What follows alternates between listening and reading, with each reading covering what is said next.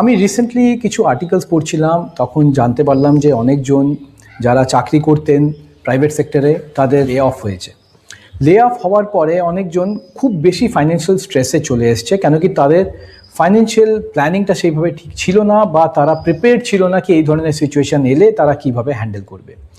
এবার এই ধরনের সিচুয়েশন যে কারোর লাইফে আমাদের আসতে পারে। শুধু এনশিওর করবেন কি আপনার কাছে একটা টার্ম ইন্স্যুরেন্স আছে, আপনার কাছে একটা হেলথ ইন্স্যুরেন্স আছে, আর আপনার এমার্জেন্সি ফান্ড 3 থেকে 6 মাসের জন্য রেডি রয়েছে।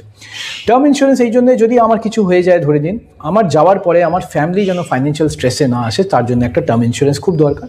টার্ম ইন্স্যুরেন্সের জেনারেল রুল হচ্ছে আপনার যা বছরে আয়, ধরেন না আমার মাসে 1 লাখ টাকা করে আয়, আমার বছরে 12 লাখ টাকা আয়, অ্যাপ্রক্সিমেটলি 10 গুণ সেটাকে আমরা টার্ম ইন্স্যুরেন্স করে রাখি। তার মানে প্রায় 1 কোটি বা 1 কোটি 20 লাখ টাকা আমার কাছে যেন টার্ম ইন্স্যুরেন্স থাকে। দ্বিতীয় হচ্ছে আপনার হেলথ ইন্স্যুরেন্স।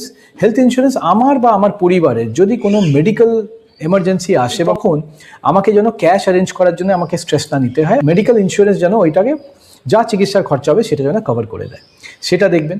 আর থার্ড হচ্ছে, যদি আমার চাকরি চলে যায় ধরেন, তবে আমার ব্যাংকে মানে 3 মাস থেকে 6 মাসের মতন টাকা আমার কাছে যেন থাকে, যাতে আমি সাস্টেইন করতে পারি। তো এই 3টে জিনিস আপনি যদি এনশিওর করেন, তো অবশ্যই আপনার কোনো দিন ফাইন্যান্সিয়াল স্ট্রেসে আপনার আসবে না।